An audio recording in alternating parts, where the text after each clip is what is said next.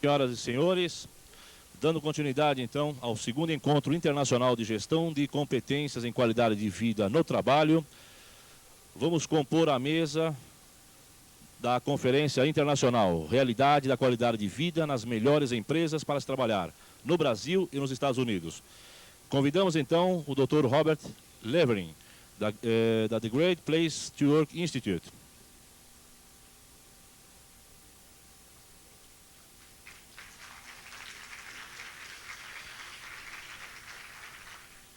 Convidamos o professor Carlos Faquina, da Nestlé, Departamento de RH, FESP, USP e Mackenzie.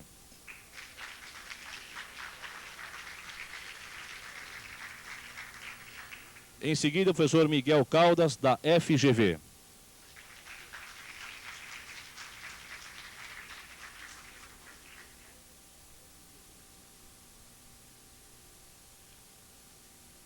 Eu passo a palavra, então, ao professor Miguel, que será o mediador. Ok. Boa tarde, meu nome é Miguel Caldas. Antes de mais nada, eu gostaria de dar também as nossas boas-vindas a todos os presentes, participantes, e agradecer mais uma vez pelo convite de estar aqui de novo no Encontro de Gestão de Competências em Qualidade de Vida no Trabalho. Minha função é uma função que eu diria mais fácil do que foi no ano passado, que foi, neste caso, fazer a mediação do que eu imagino será um excelente debate entre duas pessoas, das quais pouco sabia antes de fato, estar aqui sendo convidado, mas das quais eu tentei pesquisar ao máximo nas últimas semanas. O professor Dr. Robert Levering, ele trabalha no The Great Place to Work Institute, é autor de boa parte das pesquisas, pelo que entendi, sobre as 100 melhores empresas para se trabalhar em América e em outros lugares. Seus livros sobre o tema e sobre essa pesquisa são muito conhecidos e divulgados geralmente na Fortune ao final de cada ano. Eu gostaria muito também de agradecer ao Dr. Kemper pela sua visita ao nosso país, dar de novo as boas-vindas e a calorosa recepção que nos cabe. Obrigado. Também gostaríamos de apresentar o Dr. Carlos Faquina, ele é da área de recursos humanos da Nestlé, e estaremos também ouvindo um pouco sua opinião a respeito de, fundamentalmente, como fica a qualidade de vida no trabalho nestas melhores empresas para se trabalhar. Eu pretendo, basicamente, passar a palavra aos meus colegas, fazer uma pequena discussão no final e, talvez, se sobrar algum tempo, termos um espaço, o máximo que for possível, para algum debate, alguma intervenção dos senhores.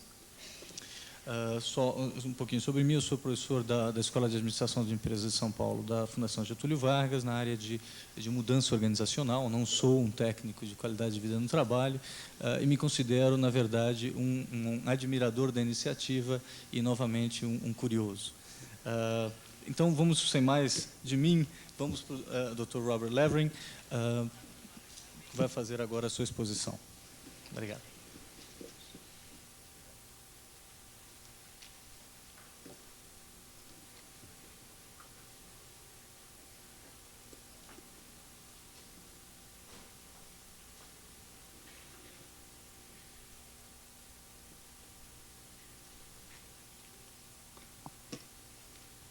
Boa tarde. Prefiro falar em português, mas posso dizer bom dia e obrigada de nada, mas uma palestra é demais.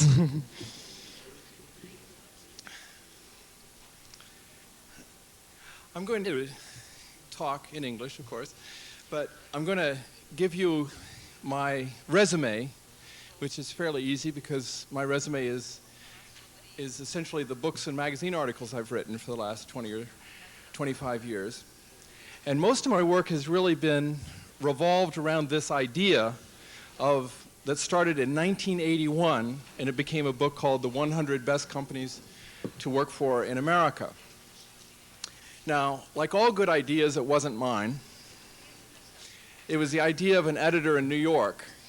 And I had done some other books with my co-author, Milton Moskowitz, and she called me one day, and she said, how would you like to do a book entitled The 100 Best Companies to Work For in America? And I said, are there any? I said, I know I can do a book called The 100 Worst Companies to Work For in America, because I used to be a labor reporter. And she said, we don't have enough lawyers to do the book that you want to do, so why don't you try to do the book I want you to do? So my co-author Milton and I spent the next 2 years, from 1981 actually until 1984, going throughout the United States trying to find companies that we thought would qualify for this book. What we did is that each of the companies that was a candidate for our book, we actually went there and interviewed the employees. And very much appropriate to the topic of this conference, what we were essentially asking is, what do you think about the quality of work life here? Do you think this is basically a place where you have a high quality of life? Okay. And anyway, the book was very, very popular. It was a bestseller in the United States. And so we did the book again in 1993 and did the same process where we went and visited 150 companies, 150 candidate companies, and published the book again in 1993. And then we got in touch with Fortune magazine.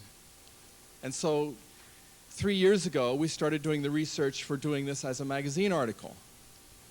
And about the same time, we got in touch with Azami magazine, who was interested. They have an editor there who was very interested in doing the same kind of project for Brazil.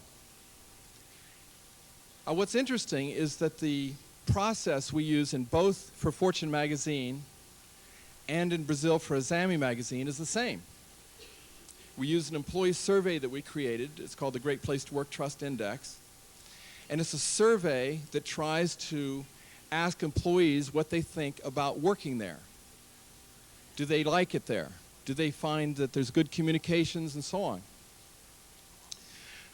Now, what happens is that if you look at, in general, what we are discovering, in other words, the criteria for qualification of our list, is that these are the qualities that they show.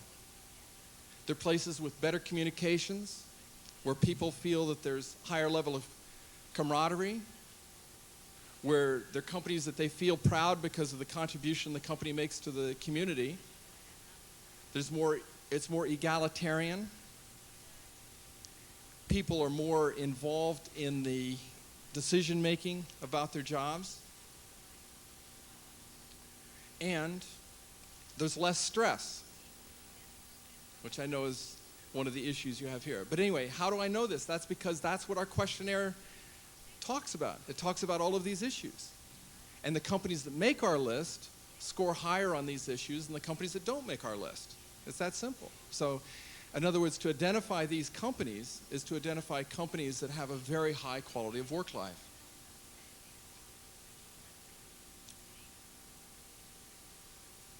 Now, let me give you an example of just one of these issues and how it affects the quality of work life. I said that they tend to have much better communications internally. So I'm going to describe a vicious cycle that a lot of people experience at work, where when change is initiated, there's poor communications in the sense that incomplete information goes out. Well, now what happens when there's incomplete information? It means that there's gaps, right? There's gaps. Now, probably it's a law of society, of people anyway, of human groups, that all gaps must be filled, right? And especially an information gap. If you don't know what's going on, you have to fill that gap. So how do you fill it if the management didn't do a good job of giving you the information, or doesn't have mechanisms for you to ask questions? You ask somebody who may not know anything. So in other words, you fill the gap oftentimes with rumors. or with incomplete information, or with people who don't really understand what's going on, but they have an answer anyway. Well, the most important part of this vicious cycle is that what does that do to the individual? What does that do to the individual? It means the individual is more isolated. See? Because they don't quite know who to trust. They don't quite know what's going on. They know that really the gap may have been filled with somebody who's always fills in information, and they may not know what they're talking about. Anyway, but what this does to the individual is that they feel isolated. And it also means that they don't have as much credibility in the management of the organization. Right? Because the management created this situation where they're more isolated. Now, organizationally, what happens? I'd say two things happen. One is that because people feel more isolated, the company tends to have more turnover. See, if you don't feel connected with the rest of the organization, if you're able to, you'll leave. The other problem for the organization, for the individuals in the organization who stay, the ones who may not have other alternatives, that they're under more stress. Because people who are acting with incomplete information have to take a lot of this on themselves. So it's more stressful. But anyway, this is one time around this circle.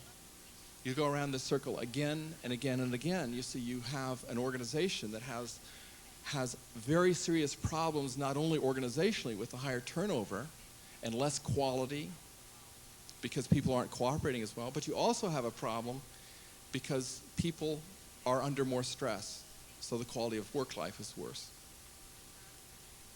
Now, in a much better workplace, what happens, there's much more complete information is given to people, but the most important part of this is that in a really good workplace, what we have found is that they have good two-way communications. They have feedback mechanisms, so they don't rely just on the information going out, but it's also the information coming back. So that as a result of that, people are able to be more committed to the organization because they know what's going on, and they're able to cooperate with other people. And this results in, for the organization, much higher quality, there's a much higher level of innovation, and much more loyalty.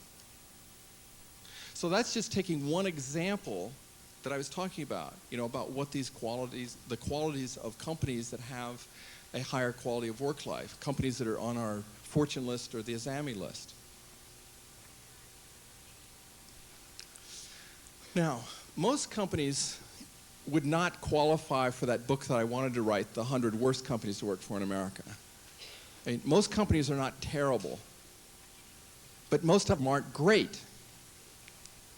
So the question I've really been focused on for many, many years is what is really the difference between a good company or an okay company and a really great company? Because there's so much competition to get on the lists that I've been working on, I know that I'm dealing with the very best of the best. And so the question is really, what's the difference between good and great? After I completed the book, The 100 Best, the first time in 1984, I wrote another book. It took me 3 years, and it was called A Great Place to Work. And it just asked this question: what is a great place to work? What did I find that the very best of the 100, what did they have in common? So I went back to 20 of those companies, and I especially interviewed the founders of the company, like the head of Hewlett-Packard, David Packard, the founder of that company, and I interviewed a number of other companies that were the head of Federal Express, Fred Smith, and I looked over all the data that I had, and I thought I would be able to come with a magic formula.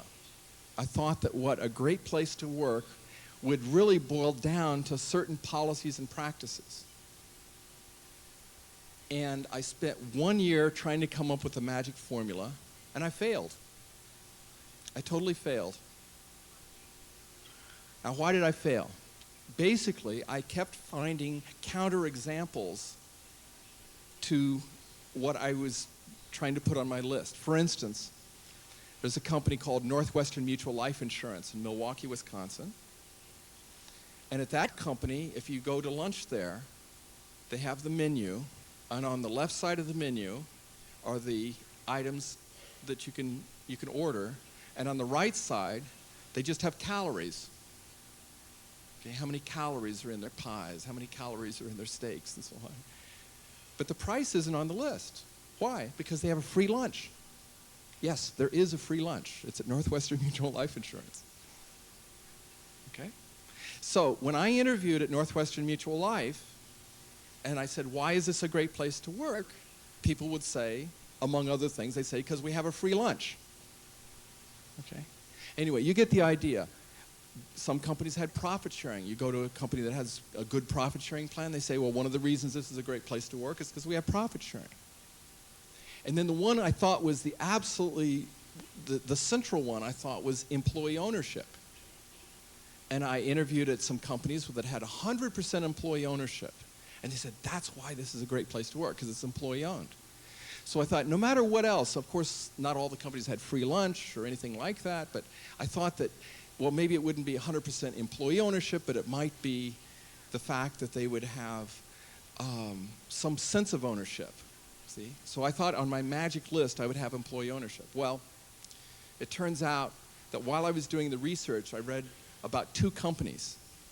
One was a meat packing company in the Middle West of the United States. The other one was a auto parts manufacturer that made ball bearings for automobiles, and they were located in New Jersey.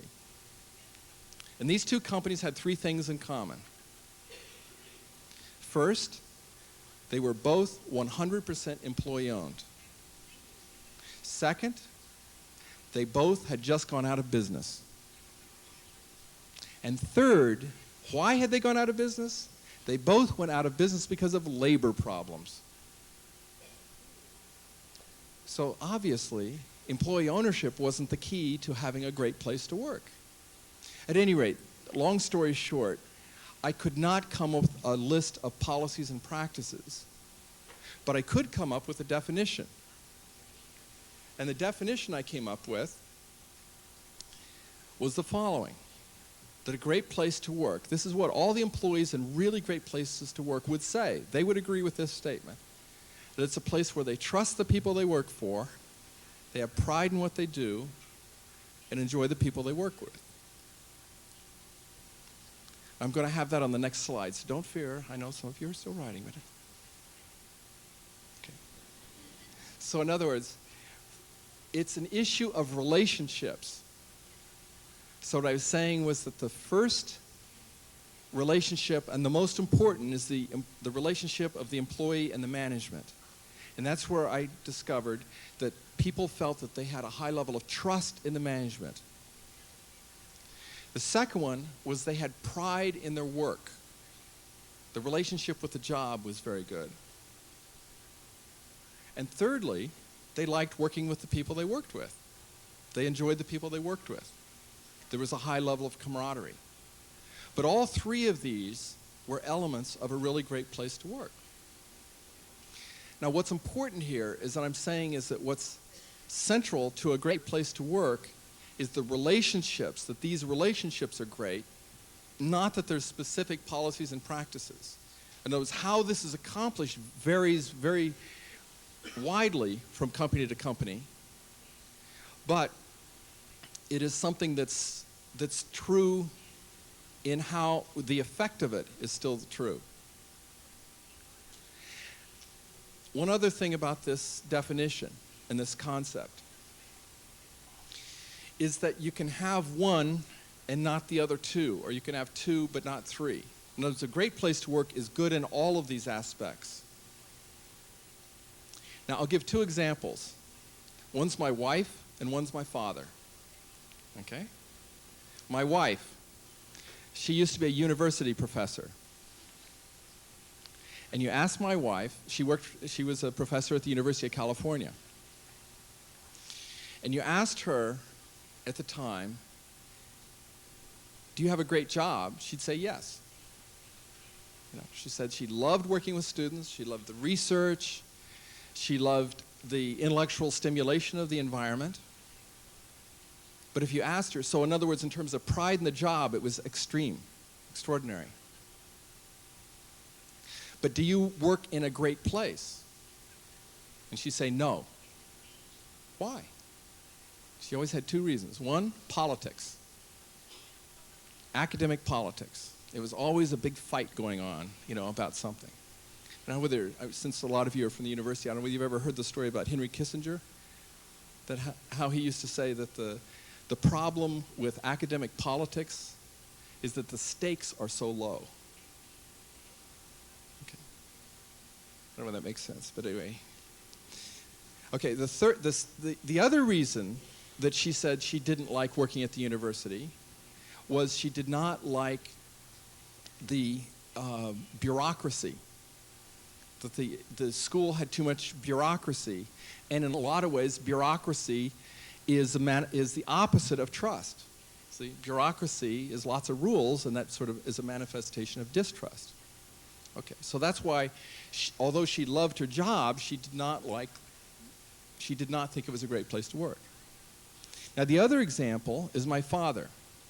My father worked for an airline for 40 years. It was Trans World Airlines. And during much of the time that he was there, the owner of the airline was a man named Howard Hughes. Remember Howard Hughes? If you know nothing else about Howard Hughes, you probably know that he was crazy. And so my dad worked for a crazy man for 40 years. Okay? In that environment, the employees really liked each other because they never knew what was coming on from on top. So there was a tremendous camaraderie among the employees. You see? But was it a great place to work? No, nobody trusts a crazy man, right? And my father sure didn't. So it was not a great place to work, but it was fun in a certain kind of way for the employees. Anyway, so I'm saying, my point is that this definition, as I'm trying to say that all of these elements have to be in place to be a great place to work. Now, what's the most important of these three? It's the trust. Now, what is trust? Now, this is, of course, a very easy thing to do. It's just to talk about trust, and we'll do that in 5 minutes and have a whole explanation of trust. Now, as I see it, trust has three parts.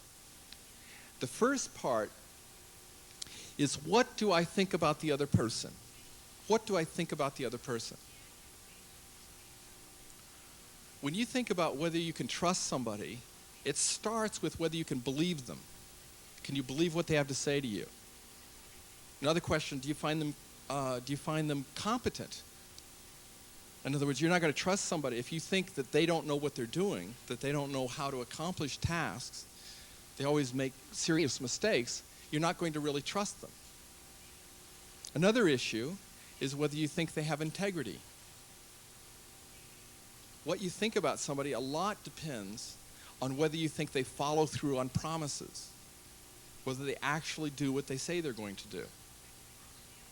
Now, what I'm going to do is I'm going to show you a very brief video that will illustrate this point about credibility. And this is taken from a company that's a hardware company. It's a hardware company. But by hardware, I don't mean computers. I mean hammers and nails and screwdrivers, okay? Now, this hardware company is what you're going to see is they are having a retreat of the senior management, about the 200 top people. The name of the company is W.W. Granger. And they are going to describe what it is that they're doing differently. Okay? So can we have the video, the first video?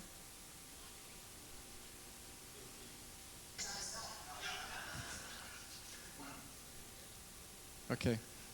Now, the reason I'm showing that video is that it points out a very important point about trust, that it really starts with vulnerability.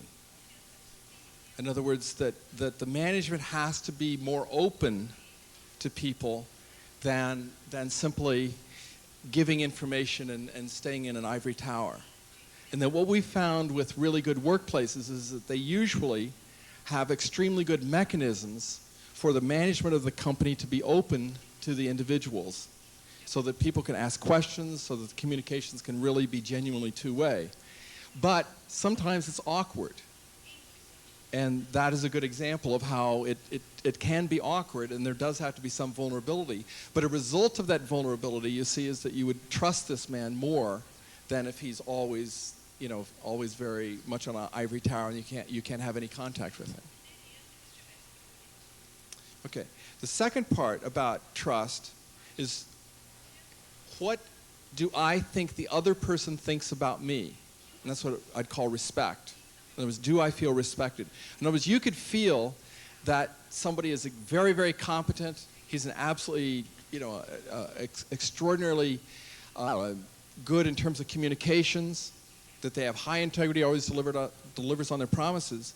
But some ways, the way they behave towards you is not very respectful. You don't think they have your best interests at heart. Now, how is that shown in the workplace? A lot of it has to do with people being given a sense that the company cares about them as individuals. And I think that a lot of the quality of work-life issues are in this issue of respect. That people feel treated as individuals, as human beings in some other role than merely a role of employee. So that there would be policies and practices that would be helpful for people who have families. That people feel respected more when they are involved in decision making. And people feel more respected if the company has methods for training and for personal development, for professional development. Those are the issues, those are respect issues. And the third area is fairness.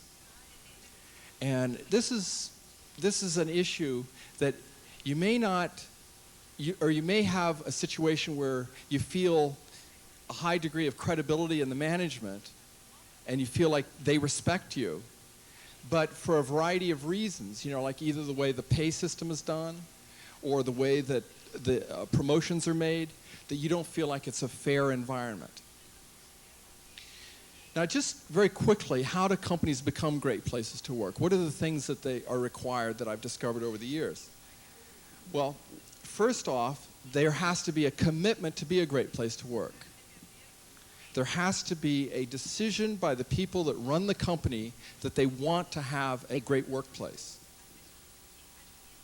And this I've found in every good company, that there is that commitment. The second one is that policies and practices are important, but they're only important insofar as they express a level of trust. In other words, a company can put in a policy, let's say a daycare center on site.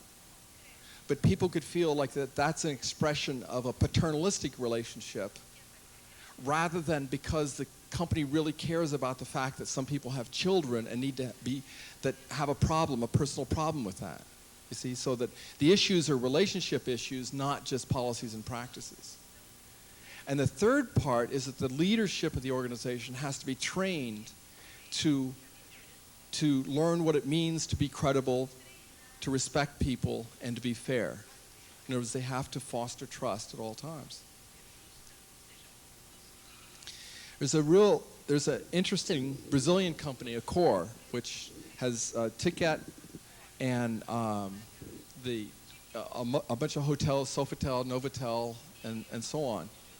And they've developed a very good way of expressing their philosophy, their people philosophy. They call it people, service, profit. And you can see how they express it. But anyway, the idea is this, that the management of the organization focuses on creating a good work environment for the people. Then the people will deliver a better service, and then the company will make more money. In other words, instead of the focus being on the profit first, they say focus on the people first.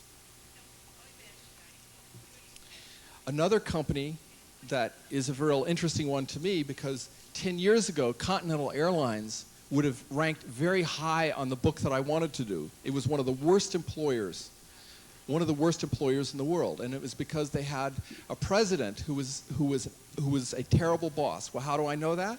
Well, the magazine I write for, Fortune magazine, his picture was on the cover. His name was Frank Lorenzo, and his picture was on the cover, and the cover said, "America's meanest boss." Okay, that was the president of this company 10 years ago. Well, in the last 5 years, the two people that are in the bottom right corner of this picture have decided that they're going to make a really different kind of workplace, a really different kind of company where people will really work together. Now, when we do our survey with the 100 best companies, we send out these surveys, to several hundred surveys to each of the candidate companies. Last year, we received back in the United States about 27,000 surveys. With Azami, this year we're going to have over 30,000 surveys returned, so it's a lot of data. And in the United States last year, we had 12,000 of the employees wrote us, they answered this question: what makes this place a great place to work? Please be specific. Okay, I'm just going to read you two of them from Continental Airlines. The first one, the person wrote, his answer was, Frank is gone.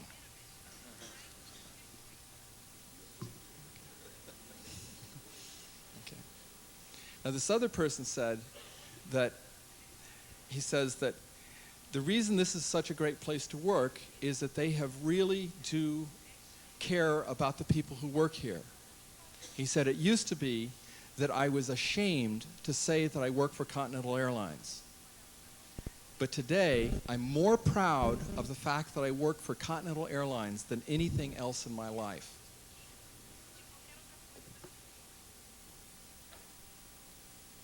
How did they do it?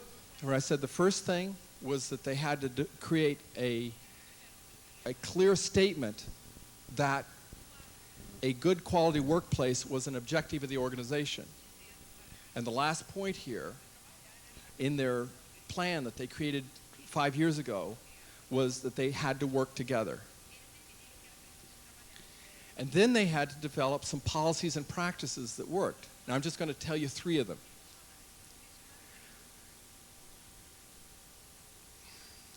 Ten years ago, and even 5 years ago, every month, the Department of Transportation in the United States does a list of the punctuality of the airlines, how on time the flights are. And so they do a list to say which airline is, the highest percentage of flights are on time and who's got the lowest percentage. And 5 and 10 years ago, Continental was last, dead last, or almost last, every single month. Well, when they decided they were going to work together, they said, well, we should do something, because this is very, very expensive to us to always be last. I mean, aside from the embarrassment of being last on the list, it's also something that costs us a lot of money, because a lot of customers go to other airlines because they can't rely on us. So they said, why don't we do a policy where every time we are in the top 3 of that list, everybody in the company will get $65. Okay, every month that we're on the top 3. Within a year, they were in the top 3. And they're in the top 3 almost every month now. Another policy they have, perfect attendance. It used to be that there was the only reward that person would get for being on, or the only thing that would happen with being on time was that you would not be punished. Okay. Now they do a thing that every 3 months, every individual who has perfect attendance receives, or their name goes into a lottery, and they pick from the lottery, and they pick 6 employees who get a new automobile, and they get a Ford Explorer. So this has had a tremendous effect on their attendance. And the last policy that they've developed is job swapping. That individuals who have something else, this I think is a very, very good one in terms of quality of work life. They say that if we're going to work together, the most important thing is we have to trust people that they want to get the job done. But sometimes things happen to people, like their children graduate from high school, or their children are sick, or there's some other commitment that people have, that they would rather do that rather than work. So they have a policy that as long as you get the job done, you can have somebody else take your job, take your place. last year, so like for instance, if a flight attendant is supposed to go on an event or on a flight, she can switch with another flight attendant if like her child is going to graduate from high school that day.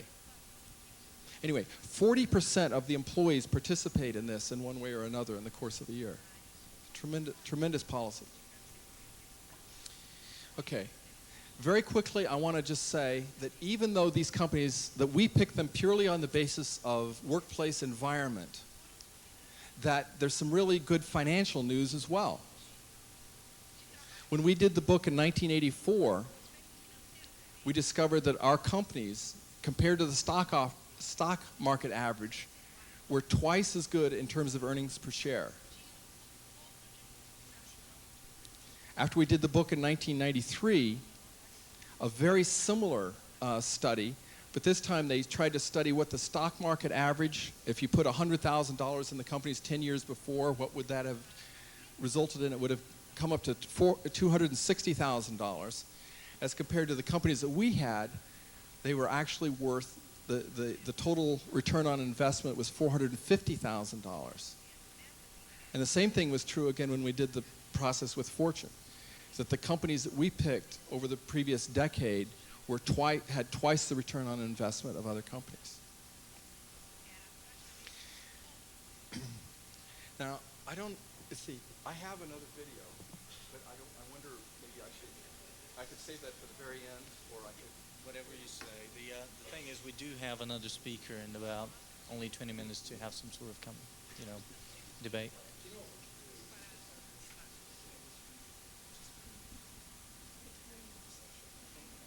That'll be good. That'll be good because people it's a fun video. Okay, great. Okay, what we've decided, we've only got 20 more minutes apparently. So you will get the video. I understand that I will have many enemies here if we don't show the video. Okay. But we'll do the video after our next speaker and after you have some questions. And it's a purely fun video, and it shows a company, as you'll see, the man who's up there in the sky there, that's the CEO of this company, Southwest Airlines, all right?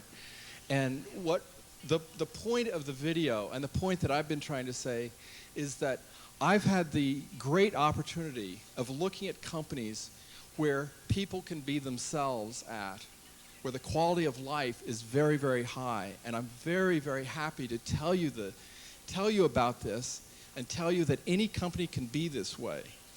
And that it's something that, and that the companies are very successful, as you've seen, and that this is something that is really good news, and I really congratulate you on coming together to discuss this, because this is one of the most important things, is the quality of work life in where we work, because that's how we spend most of our time.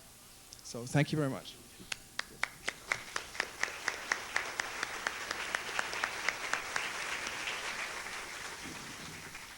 Bem, agora a gente gostaria de introduzir o Sr. Carlos Facchini. A gente vai ouvir um pouquinho sobre a perspectiva brasileira das melhores empresas para se trabalhar.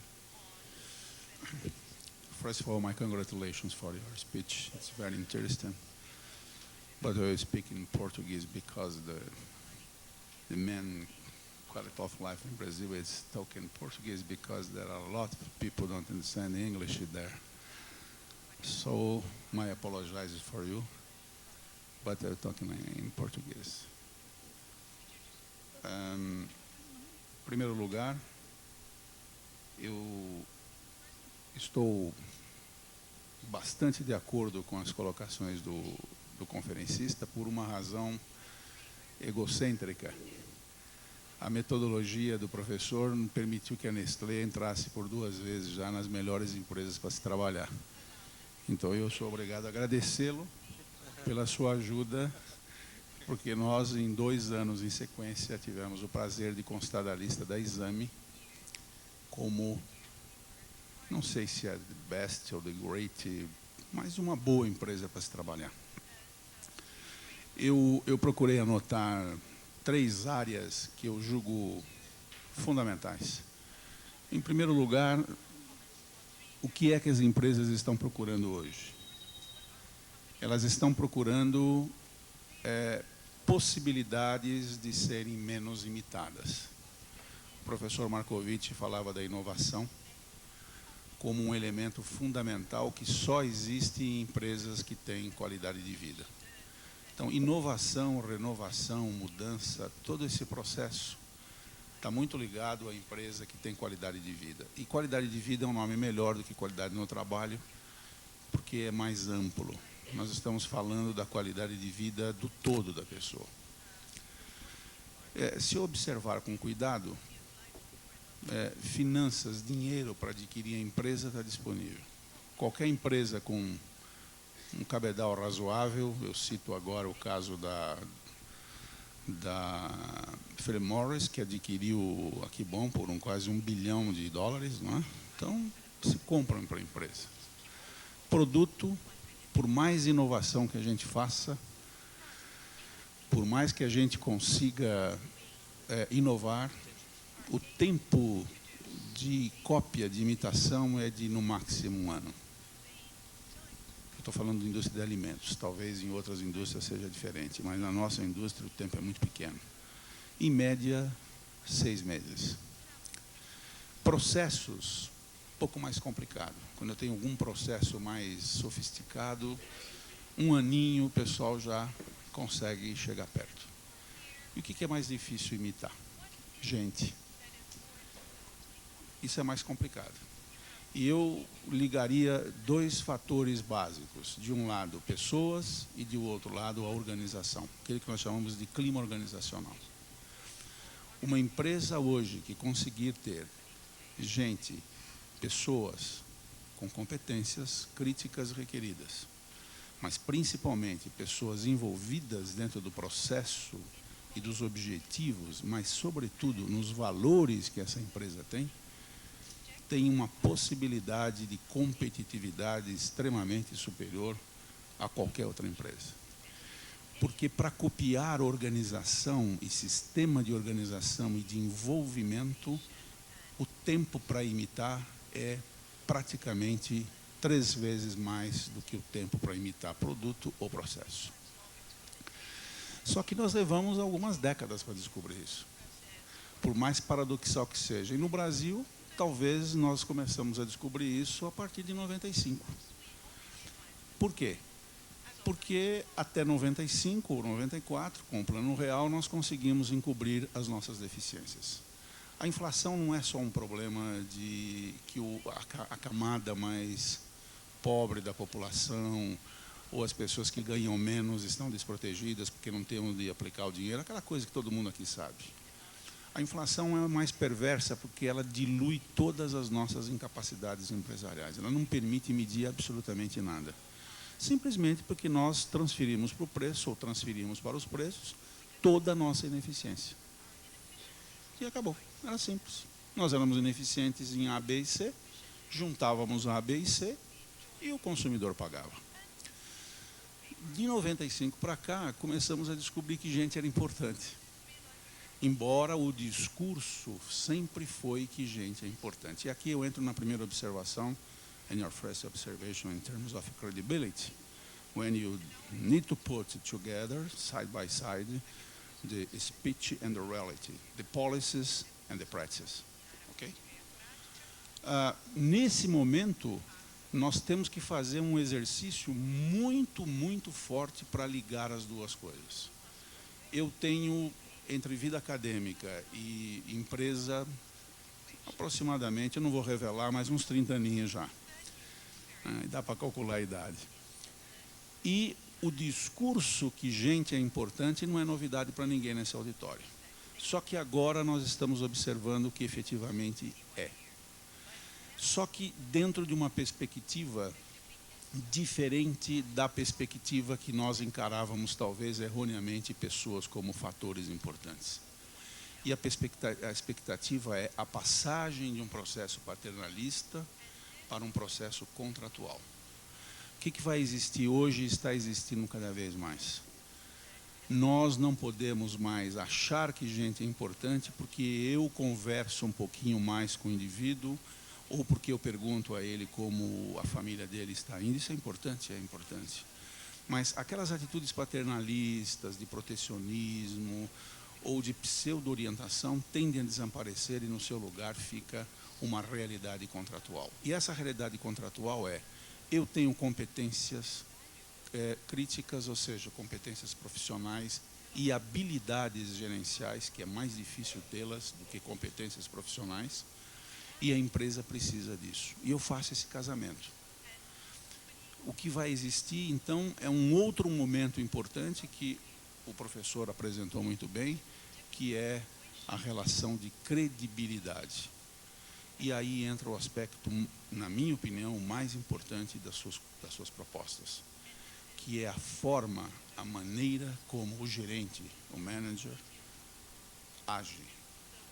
Normalmente, até bem pouco tempo, a ação do manager era exatamente oposta em termos da sua prédica, do seu discurso.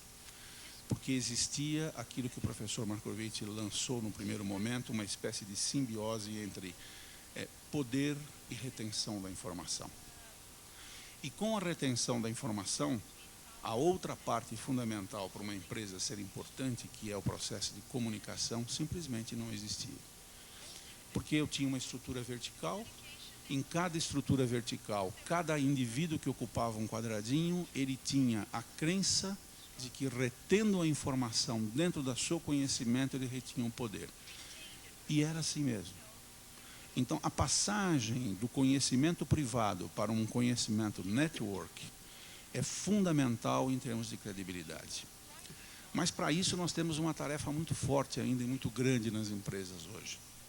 Ainda, a área de decisão, a área de visão estratégica da empresa, ou seja, a direção, a alta direção, está muito distante das pessoas que executam as tarefas.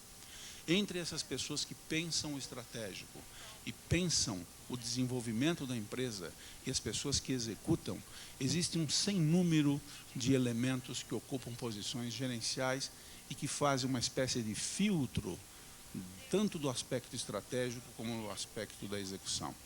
Enquanto nós não conseguirmos aproximar a área operacional da área que pensa, nós vamos ter uma dicotomia extremamente nefasta ao desenvolvimento, quer da credibilidade, quer do aspecto de comunicação.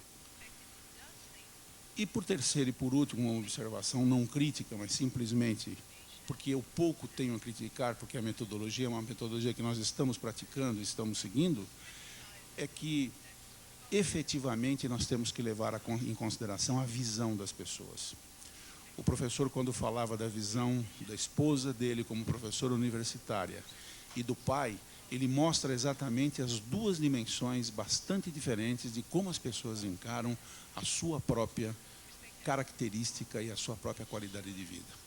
É por isso que nós temos um programa, e esse nome não é mais adequado, mas falamos então de programa de qualidade de vida. A nossa luta é, primeiro, que a pessoa se coloque como autodesenvolvimentista do seu próprio projeto de qualidade de vida.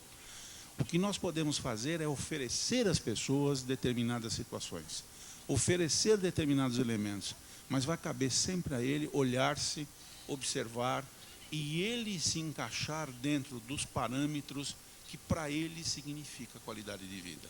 E para ele é o elemento mais importante para que ele possa se envolver e para que ele possa efetivamente se olhar. Aí nós entramos na última observação, que é o equilíbrio.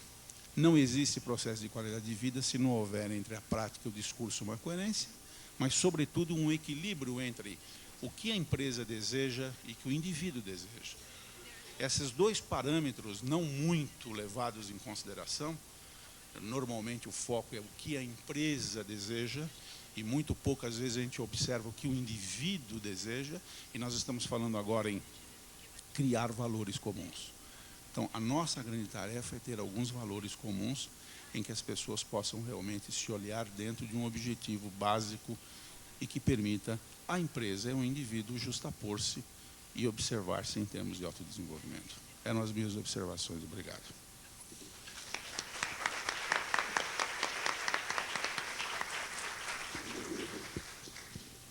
Bom, eu gostaria de dizer o seguinte: eu estou tentando desesperadamente conseguir alguns minutos a mais para a gente poder aproveitar o debate, mas foi bom esse aperto de tempo que estão me dando, porque pelo menos eu corto a minha fala. Mas, muito bem. Para isso, eu gostaria de, antes de mais nada, agradecer aos dois palestrantes e pedir à audiência, né, se gostaria de colocar algumas questões. Para isso, nós estamos pedindo ainda, dentro do padrão da conferência, que a gente possa estar colocando isso em papelzinhos. Não vai dar, provavelmente, para responder a todas elas. Então, eu gostaria de fazer o seguinte esquema. Se alguém já tem uma pronta, eu queria abrir, né, e vocês passam para as pessoas que estão em volta de vocês, os demais papelzinhos, que enquanto essa primeira ou segunda pergunta está sendo respondida, eu organizo as demais. Tudo bem? Alguém quer se candidatar? Só 3 de cada vez, por favor. Eu quero. Ótimo, obrigado. Se puderem também, se quiserem se identificar para conversar depois com os palestrantes, também o façam. Se não, tudo bem, a gente vai organizar aqui. Ok, tem uma pergunta feita em inglês, o que eu suponho que vai ser para o Robert. So, I'll read it.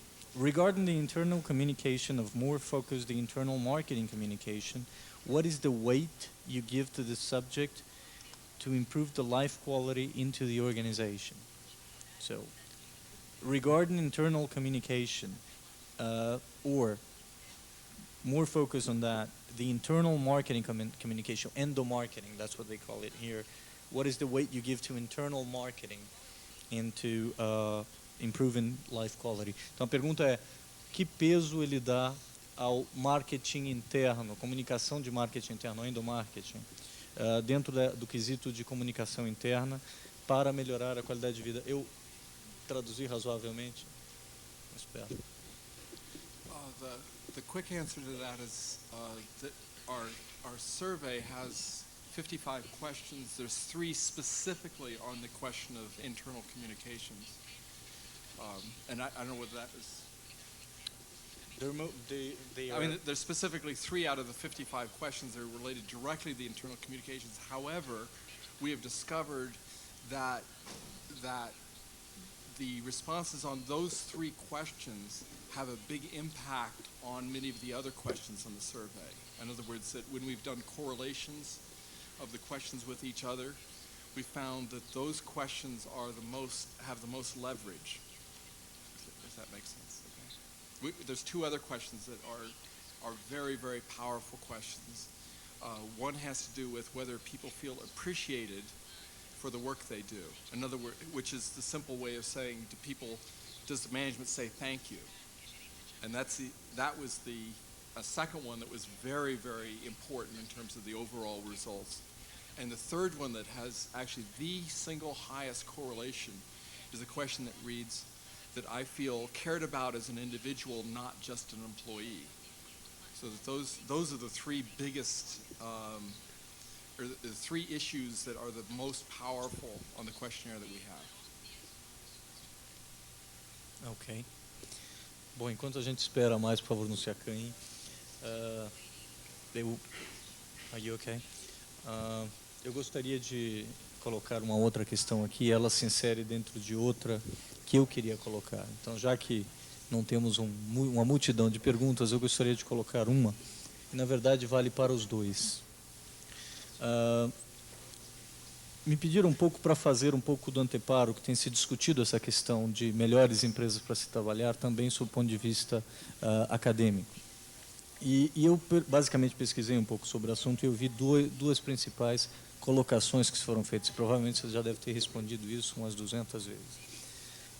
A primeira questão que é feita é até que ponto, né, embora a gente não possa negar que a pesquisa e a colocação de melhores empresas para se trabalhar seja indubitavelmente de valor para se entender melhores e piores empresas, até que ponto não há um excessivo foco nos fatores que, pelo menos nós que trabalhamos com recursos humanos, claramente lidamos com a questão do higiênico, ou seja, das condições de trabalho, e menos em organização do trabalho, ou seja, até que ponto há um foco bastante importante em comunicação, o quanto que as pessoas têm bem-estar em ali estar, quanto que o foco é na retenção das pessoas, quanto que o foco em que as pessoas possam colocar opinião, mas e que até que ponto nós não estamos dando pouca ou menos atenção a questões como saúde física, saúde integral, como aqui está se colocando, a questão do espaço maior, que o Carlos estava falando, sobre um espaço maior para concepção